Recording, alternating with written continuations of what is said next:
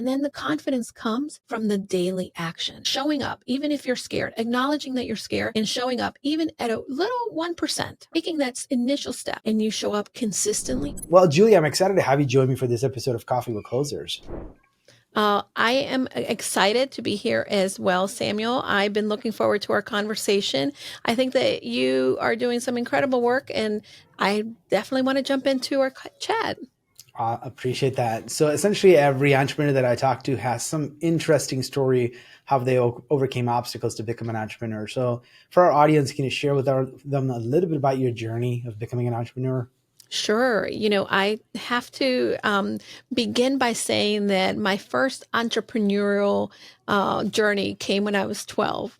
I decided that I needed some extra money to buy some designer jeans, and I came up with a business that I would go to my mom's office and run errands for her coworkers.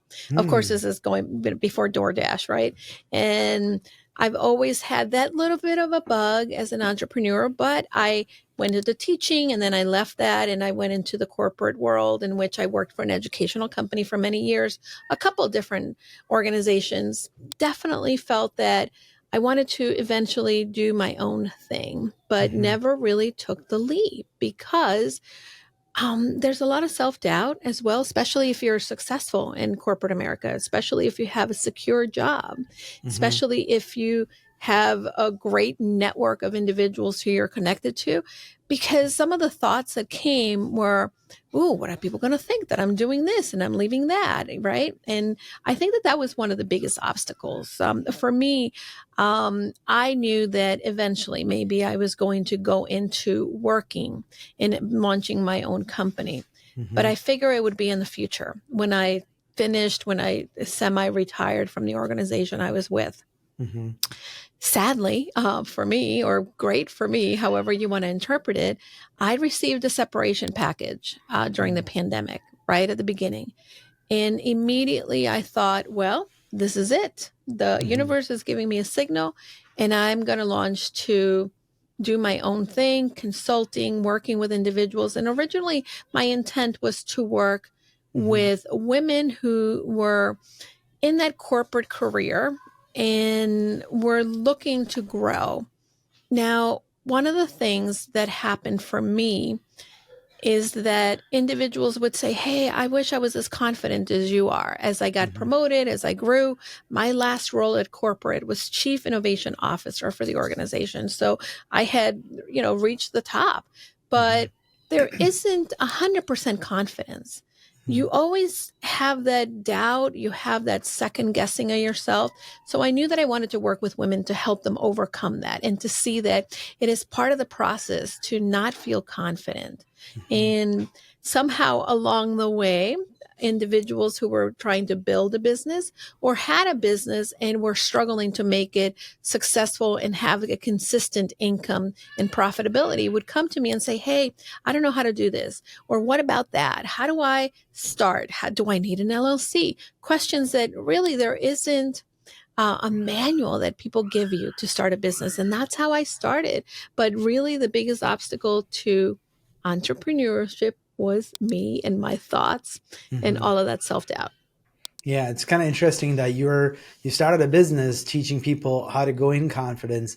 Then here you are doubting yourself on starting your own journey, which is kind of interesting, right? When you look at that. Well, it's normal for anyone to have that little second guessing. That's part of what our brain is supposed to do. It's supposed to say, "Danger, you're not doing this," or "Who are you to do that?" And the key is to acknowledge that that's happening, acknowledge that that's normal, and then still move forward and create some forward action. Yeah, and I think from all the conversations I've had, most of them had some sort of an adverse scenario that put them in a place to start. It wasn't like, oh, they were just like planning to do this and then just everything just aligned. Some obstacle that came about, but then they took a chance and started it. And in your case, similar to that, right? During COVID, you had you had to face this challenging news. Hey, we no longer need you, and you're like, hey, this is my opportunity to take a risk on myself. Yeah, absolutely. And I will tell you that I knew immediately that that's what I wanted to do. There was no doubt. And I knew that if I didn't do it, it would still stay as a pipe dream. Mm-hmm. And, because I knew immediately that I could get another job. I knew that I have a great network. Mm-hmm. But this was the time. Yeah, I just actually was having a conversation with someone just via in LinkedIn messaging. I've known him at a previous SaaS company he was at. He was my kind of like he's oversees like the partner program, and Hmm. he was like my channel partner consultant. And then he was let go because the company went through a downsizing, and then it's a SaaS company, so they went through a downsizing, and then he went to another SaaS company. He was also a channel partner. We were just starting the conversation, and then we decided that that platform was not right for our use case. And I said, hey, maybe not this time, maybe in the future where, if you go somewhere else. And then come to find out just later on, I saw his LinkedIn status is looking for opportunities. And I messaged him and said, what happened? And he's like, oh, I was also part of another downsizing at this company. So Wow. I'm on my own. I just lost my job. I said, maybe it's a sign that you got to take your talents and go do something on your own. He said, I was Hmm. just thinking about that. Right. So Yeah, like, it almost like sometimes the universe has a way of telling you things, absolutely. I'm a firm believer that that's how things work out. most certainly. So obviously in the process of building this company, not only you learn that you have to go in confidence and just jump in and do things, but what are some other lessons learned as an entrepreneur? Some of the lessons for me is that number one, you cannot underestimate the value of having a really good network Mm, because you're not going to be an expert at everything. mhm, You are going to have to find the right people to delegate mhm, to outsource to consult with. And as an mhm, entrepreneur, we want to do it all because we want to save money, we want to save time, but that's a misconception. mhm, Doing it all actually costs you time, it costs you money, it costs you health. So it really is important to have that resource, the people around you that you can say, hey, I don't know how to do this, or what do you use for that, or what do mhm, you think of this? And this is one of the reasons why, as an entrepreneur and now in my business, part of the offer is creating a container for people to actually come in and have that type of support system in a mastermind. Other lessons I've learned is that be very intentional. I think mhm, entrepreneurs as well are dreamers, people who have big ideas, and that's where innovation comes. mhm, However, you really have to run your business like a business. You have to have a strategy. You have to make sure that you have a plan, that you have something to fall back on, and understand there's got to be some key performance indicators. There's some lagging metrics, leading metrics, and all of that. Sometimes, so entrepreneurs, they kind of look at me like glazed over.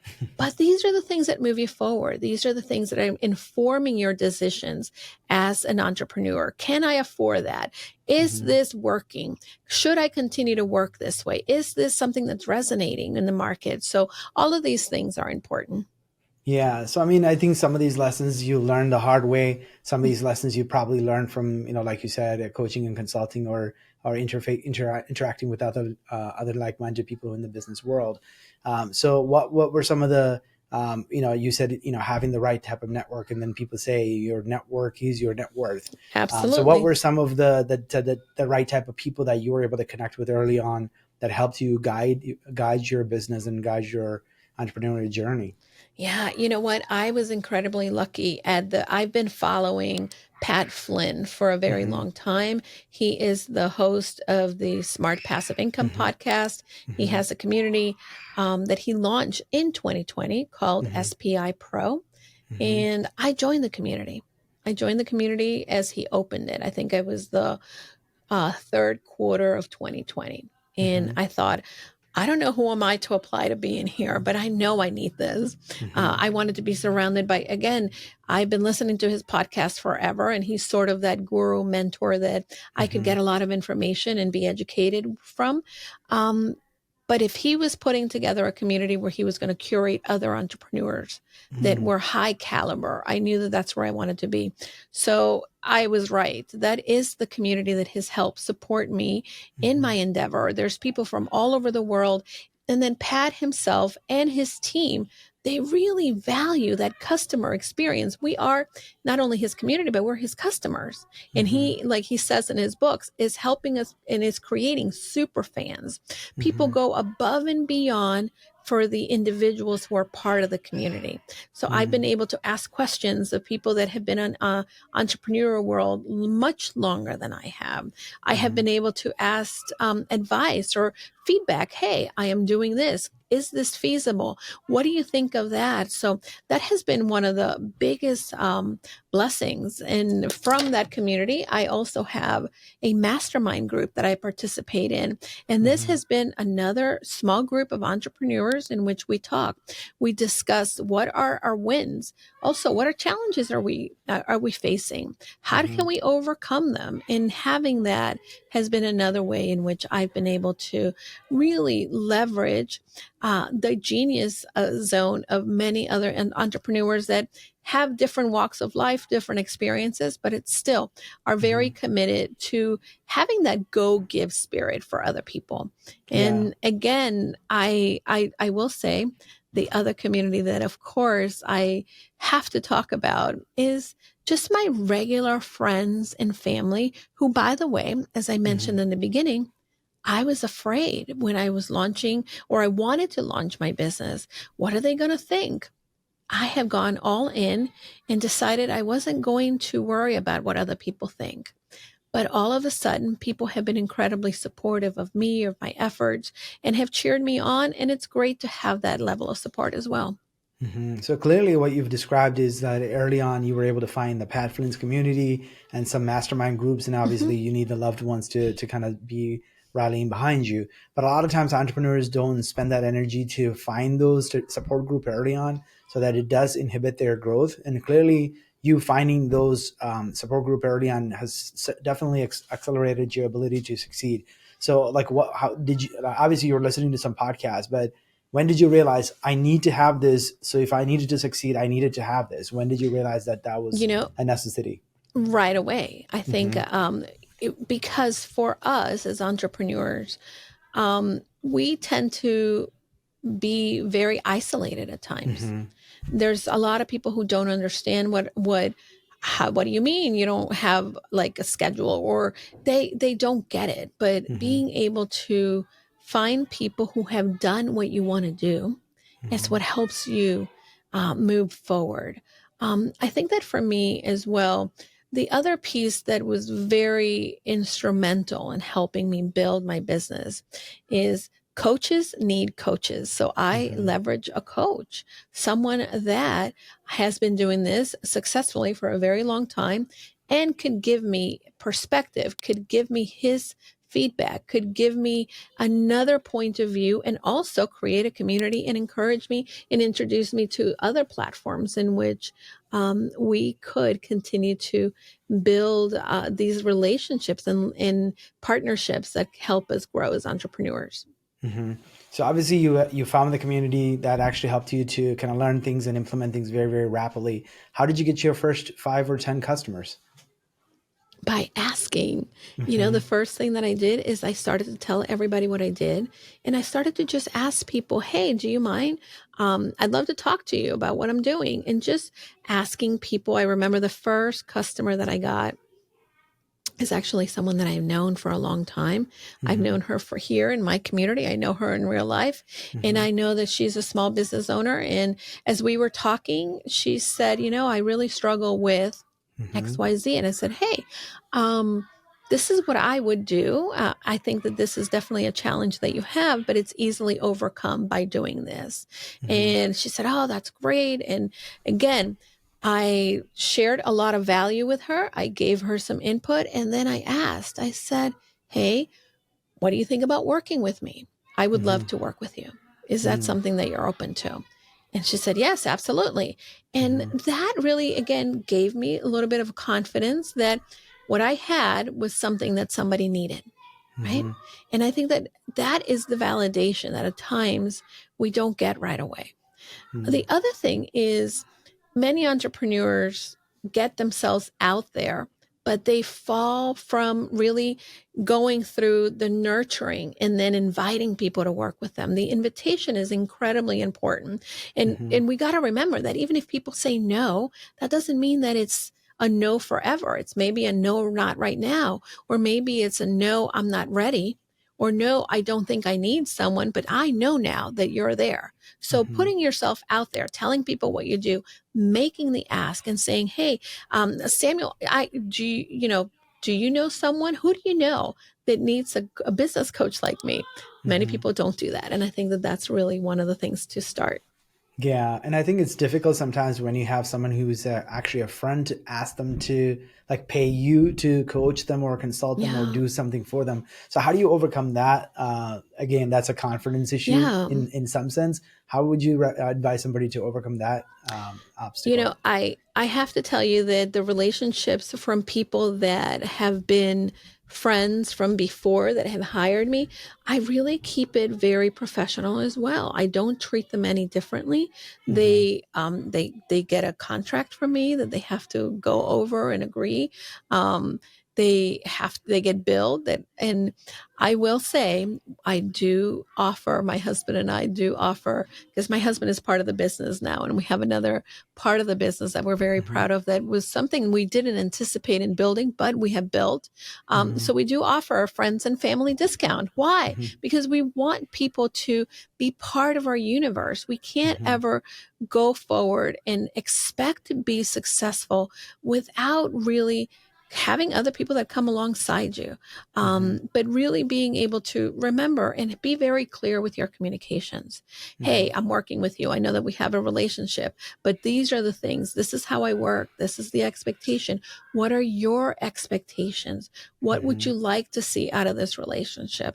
Being able to be upfront, open, honest, and have that understanding communication in the very first, it's something that's going to help you if that's the way to do it. But again, I tell my clients, your friends and your family are not your customers. Mm-hmm. It happened to me that I happened to have a couple of friends that wanted to hire me. But Mm-hmm. for the majority of the time, your friends and family are not your customers, Mm-hmm. but they're your promotional partners. Mm-hmm. Who do you know that can help me? Who do you know that needs me?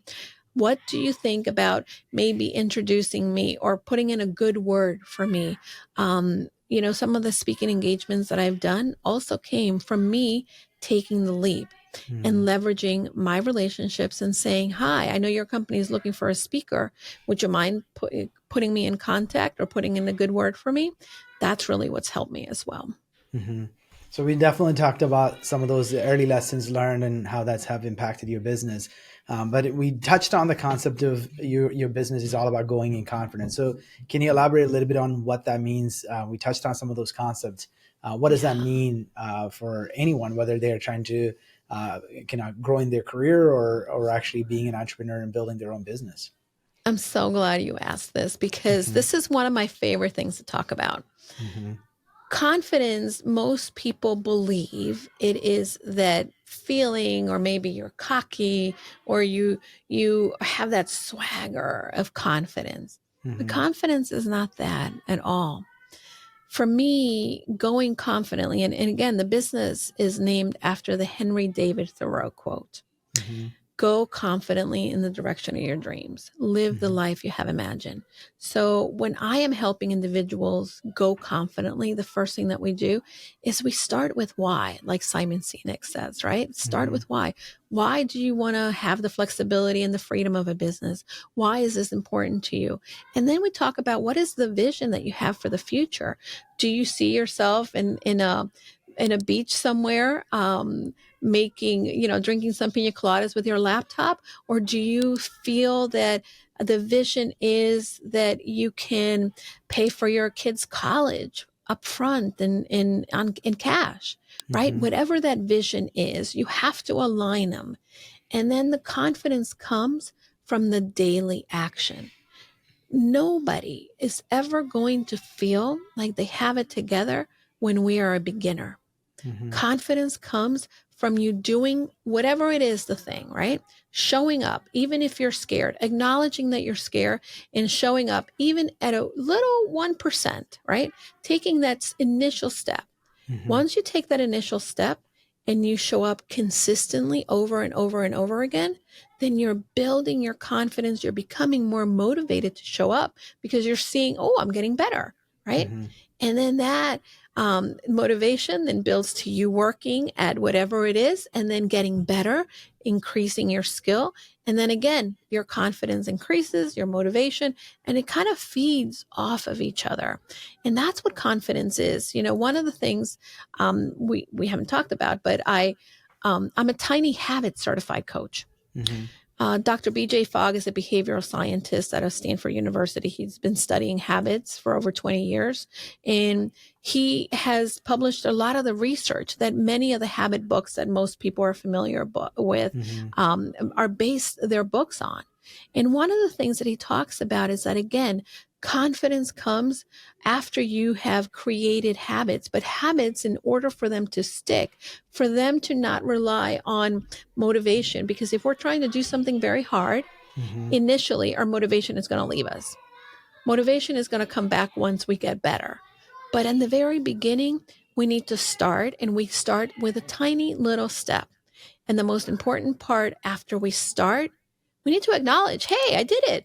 And Mm-hmm. celebrating that you did it, because then when you acknowledge that, you begin to have your brain say, oh, I like that. I like feeling good. I'm going to go do that again.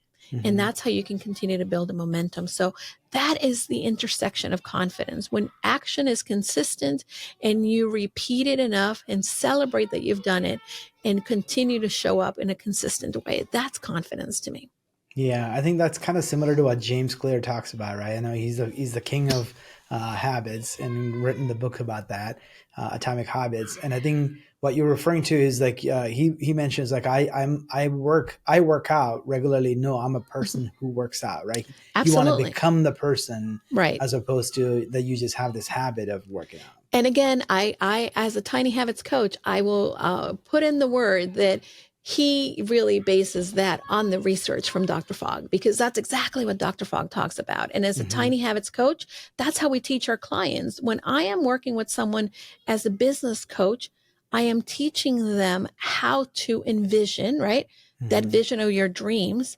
What is it? I am a person who works out every day. I am a business owner who shows up. I am a person who invites people to work with me. Mm-hmm. Whatever it is, that vision that you have, you start to create that action toward where you want to be. Yeah. So how do you recognize when it's a mind issue that I have this mental belief system that is affecting my ability to come right to show up, versus it's just I haven't it's a habit I haven't built a habit, like because I know sometimes like your mind plays games on you and then you feel like I'm insecure, I don't measure up, I'm inadequate, and then all those beliefs that like kind of like you mentioned earlier affects your ability to show up. And then how do you tell apart if it's just that or is it just that you haven't just You built a know, habit? it's always going to be a mind issue. Hmm. Even when you are running a good business, even when you're moving ahead, Mm-hmm. your mind is programmed to always tell you you can't do it. That's part of our evolutionary mind. Your amygdala, we don't have saber-toothed tigers chasing us, but we have the unknown of what will happen if I Mm-hmm. talk to this person, or what will happen if I launch this product or service. Mm-hmm. So our mind is always going to be telling us you didn't do it right. Our mind is always going to be saying you need to improve. You don't compare to the next person. Mm-hmm. Yes, habits are an important part, but for me, it kind of goes hand in hand. When working with individuals, that's a little bit of what I do as well. Is I evaluate where are they coming from, what are their belief systems, and really, when we are creating new habits, we Mm-hmm. are creating new evidence that helps to change some of our old beliefs that don't serve us. Yeah. So I think like you touched on habits a lot, right? And I think, we all understand that we all have some bad habits for sure. Yes. And to replace the bad habits, right? Like, can you give some practical examples of ways that someone can overcome, whether it be the mental thing that we touched on, right? Whether Mm-hmm. it's just the constant second guessing ourselves or whatever those things are, or even just something that we do as a Yeah. habit that may be So, affecting us. Mm-hmm. I'm going to share with you the anatomy of a habit. So, it's Mm-hmm. A, B, C. Mm-hmm. Every habit has um, and the ability to do the behavior, right? Mm-hmm. And this includes bad habits. There's an ability to do the behavior, then doing the behavior, Mm-hmm. and then C is celebrating, right? So, for instance, if you have a bad habit of, let's say, coming home from work and you're going to just raid your pantry and have all kinds of terrible snacks, right? Mm-hmm. And sit on the couch and be a couch potato, right? Mm-hmm. You walk into your house, you have the snacks available. Then you do the behavior, you sit and you have your little snacks and whatnot. And Mm-hmm. then that provided you comfort from the busy, stressful day that you had, right? And Mm-hmm. that's the celebration that your brain is like, oh, I feel good because I ate that stuff and I could forget about my day, right? Mm-hmm. That's a habit. Now, if you wanted to change that habit, you're going to have to remove maybe the prompt. Maybe you're not buying the snacks. Mm-hmm. Or maybe rather than coming home to like you would, you decide that you come out of your car and here's the prompt, right? Because you Mm-hmm. need to have a prompt that reminds you to do the behavior. So maybe you pull into your driveway and rather than coming in the house, you go around the block for a walk, right? Then there's the new behavior. Right. And then you start small, or maybe you don't even do a whole walk around the block. Maybe you say, I'm going to go for a walk for 3 minutes. Mm-hmm. And at 3 minutes, I turn around, right? And then, wow, I walked. I didn't come in and do that other behavior. So Mm-hmm. that's a little bit of what you can start to do to remove that prompt that gave you the ability to do the bad habit. Mm-hmm. And you start to replace it with other behavior. And you start to, again, find the identity. I am a person who doesn't eat all those snacks Mm-hmm. after I come home from work. And you celebrate that you're changing, that you're evolving. And by the way, the reason you're starting small, Samuel, is because Dr. Fogg uses the idea of flossing your teeth, right? Mm-hmm. Maybe you have a bad habit of not flossing your teeth. So in the mornings, the prompt could be after I brush my teeth, I'm going to floss one tooth, right? Mm-hmm. So you floss the one tooth and then you celebrate. Oh, I'm a person that flosses in the mornings, right? See Mm-hmm. how you got the identity? Now, you can, one day you're like, oh, I already flossed one tooth. I might as well keep going, right? Mm-hmm. But on the days that you don't feel like going and doing the whole thing, if you're flossing the one tooth, you're always successful at doing your tiny habit, at Mm-hmm. creating that identity. So then there's no failure because what happens is when we fail at trying to do something very hard and then we don't have the motivation to do it, then we're going to go down the spiral of I'm not able to do it. I can't and I'm unsuccessful. And this is why we need to start tiny to Mm-hmm. create or to replace our habits so that we always find that evidence that we can do it. Yeah, and I've also noticed even in my own personal experience too, like once you start exercising consistently, you get Mm-hmm. in that habit of exercising and then Right. you just miss it for 3 days and then you just get back into the old routine of not wanting to exercise. And then Yeah. I told my wife to like stop buying snacks because if you buy it and put it on this counter, I am gonna eat it. But if you don't buy it, I would I would ask for it, right? Right. So it And is again, you can, rather than maybe you put the snacks in a cabinet that it's harder to get to, right? mm-hmm, And then you have a bowl of fruit in front of you, right? So that if you're really hungry, right? And you can remind yourself, if you're really hungry, you're going to eat a banana, mm-hmm, right? Or I really want those crackers or those chips, then mm-hmm, if you're not willing to eat the banana, then you find the awareness and look and say, oh, I'm not really hungry. I'm just looking to pick on something. mm-hmm. Certainly. Obviously, there's a lot that we can talk about habits Oh, and some of those things for sure. I But love just it. recently, you had a very, very successful opportunity to be in front of an amazing stage. You were on the TEDx talk Mm, stage. So, yeah. talk to our audience about what that experience like and what prepared you to do that, and how that might allow other entrepreneurs to have opportunity to be positioning themselves as an expert in the space. Absolutely. Thank you again for asking about that. I Mm-hmm. am just honored that I had the opportunity to lend my voice and add to the global conversation. And by the way, I talked about habits, I Mm-hmm. talked about confidence, and I talked about the power of being inclusive. Mm-hmm. There is a quote by Vernee Myers, who is the diversity and inclusion expert. And she says that diversity is being invited to the party, inclusion is being asked to dance. Mm-hmm. And for me, one of the things that I have found as a corporate America executive, as an entrepreneur, as a coach, as a consultant, as a speaker. Many people are invited indeed to the party, and many people may have the opportunity in being asked to dance. But if you're lacking the confidence, Mm-hmm. you're not going to take up the invitation to dance. Mm-hmm. And really being able to create habits that help you build your confidence is one of the things that I want to encourage people to do. I knew that I wanted to do a TEDx, and it has been on my dream list. And every Mm-hmm. day I would write down, and this is how I accomplish my goals. I write Mm-hmm. down what I want to accomplish as if I've already accomplished them. Mm-hmm. So for many years I wrote, I want to write a best-selling book. Check. I did that. But Mm-hmm. really, it was reminding myself every day that I wanted to do that. The same thing for TEDx. I said, I'm a TEDx speaker. I'm a TEDx speaker, but I was not applying. And by the way, if you want to do something like speaking at TEDx, you got to apply. Mm-hmm. So finally, I have a friend, a coach, and someone that I dearly respect and love. And he said, hey, you said you're applying to TEDx. And I said, yeah, but I applied last year and I didn't get in. Mm-hmm. How many TEDx stages did you apply for? And I said, one. And he said, and you didn't get in, but you didn't apply again? I said, no, because they turned me down. Mm-hmm. Right. And he's like, well, you got to keep applying.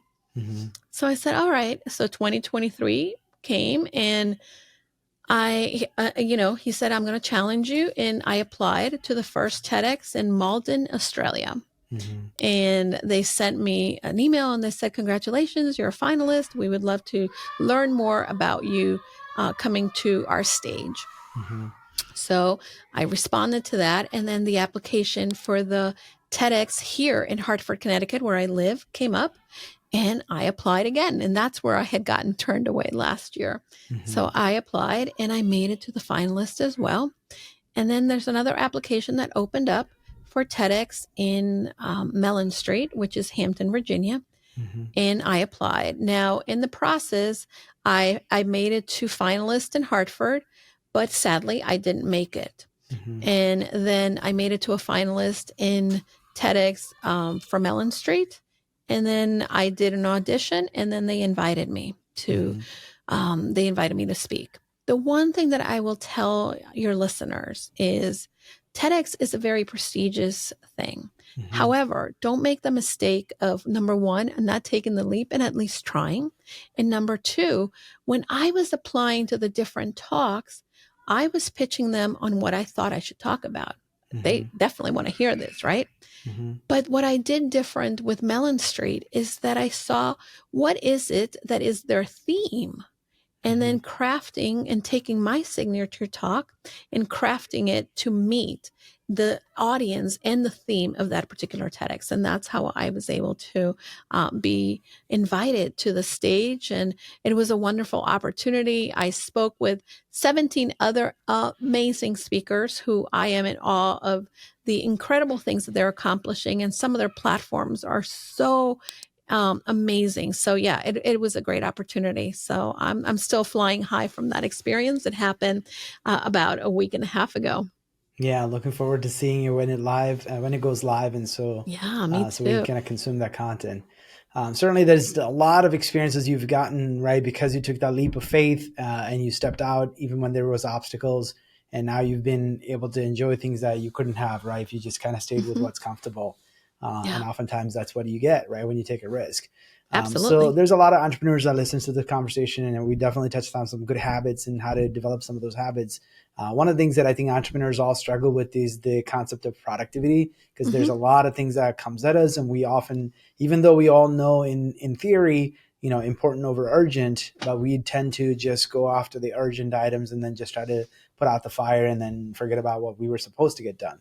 So Yeah. what are some of the best practices that you've been able to adapt as an entrepreneur to be very, very productive? Love this conversation. So thank you for bringing it up. Mm-hmm. One of the first things that I find, and by the way, for anybody listening, I want you to know that when you are working on something and you have a disruption, it takes 17 minutes on average to be able to reach the same level of concentration that you were at before your disruption. So first and foremost, Turn off your dings. Mm-hmm. Turn off the notifications on your phone. My phone is always on do not disturb. Why? Mm-hmm. Because if I'm working on something, if I'm on a podcast, I don't need text popping up. I don't need the dinging, because even though I'm here in this moment, that's going to bring me out. The Mm-hmm. second thing that goes alongside with that is this is that consistent action and habits, right? Mm-hmm. Make sure that you create some protocols for yourself. For instance, for myself, my first hour, it's a time in which I kind of oversee, okay, what is it that I need to do? What are Mm-hmm. my top 3 priorities for the day? And then I also time block. My days consist of time blocks of time. There are certain days that I work with clients. There are certain days that I reserve for marketing activities or networking. There are certain days that I do some of the financials and other kind of stuff. But all these things are non-negotiable scheduled time on my calendar. And my Mm-hmm. calendar, again, is something that I schedule things in there based on what my priorities are and based on what's important to me and what am I focusing on. So Mm-hmm. that would be the first thing to start, because I think a lot of entrepreneurs, Samuel, they want to do it all, and they end up starting out and saying, oh, I'm going to do this, and oh, wait a minute, I need to do that, and they allow other people's priorities to kind of take over for them. Mm-hmm. Email is one of the things that is somebody else's priority. If you are checking email, this is the way I check it. I open it and then I scan through all the emails that are come in. I don't open any of them. I just look through. Mm-hmm. And then the ones that are maybe a client asking a question or a potential client, or maybe something that I feel I need to answer, I open that. Mm-hmm. If it's going to take me less than 3 minutes to answer, then I go in and I answer that, Mm-hmm. right? If it's going to take longer, then it goes into the to-do list. And I've discovered, and this is great for your clients and your listeners. I discovered a new Chrome extension. I know we were talking about Chrome extensions earlier. It's called Momentum. Mm-hmm. And what it does is it opens a really beautiful new window, Mm-hmm. and then you can stash all your tabs. So for the people who, like me, sometimes have 100 million tabs open, you can stack them and then it will take them away. And all you see is this one beautiful screen with a motivational quote. It also allows you to put in what your top priority is for the day in there. So Mm-hmm. when you're looking at your computer, that's what you're seeing. And then it allows you to also run a Pomodoro timer. And Mm-hmm. I run a lot of my tasks using the Pomodoro method.